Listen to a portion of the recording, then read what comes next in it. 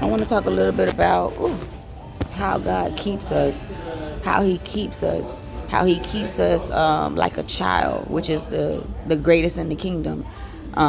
He says that we have to be like a child, right? This is how He keeps us humble. This is how He keeps us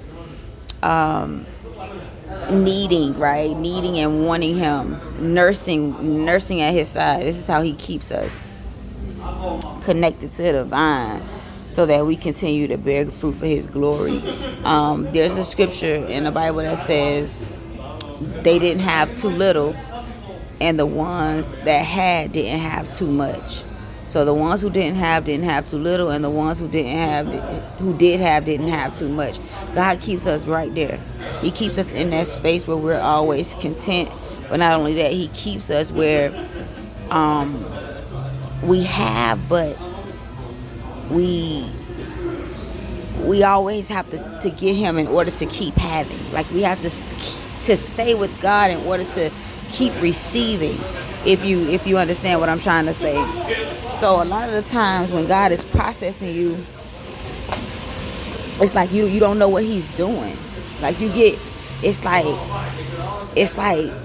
that it's confusing, but it's like that you sometimes lack understanding, because we can't understand everything that God does, right? His thoughts are not our thoughts, and His ways are not our ways, right? They way above. Okay, so sometimes the way God's movement in our lives is throughout the journey, like whatever the processing is, the testing, however He tests you, and whatever He afflicts you with in order that you grow. He always, like, it's sometimes you just don't know. You just don't know what God is doing. Sometimes it feels like it's confusing. It feels like, well, am I falling short, or am I walking a straight line with God? He keeps you off balance, because He keeps you off balance so that you're always bearing fruit for His glory, so that you do not get complacent, so that you do not grow weary in well doing, so that you always reap, that you sow and you reap for His glory.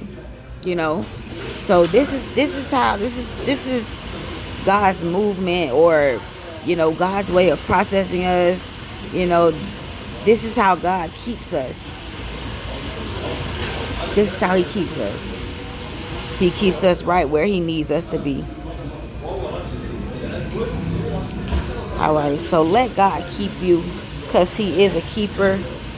He is not just a promise keeper. He is a keeper. He will keep you. He will keep your heart and mind. Okay? He will keep you in perfect peace as long as, your mind is stayed on Thee. All right? So, this is what I want to point out. All right?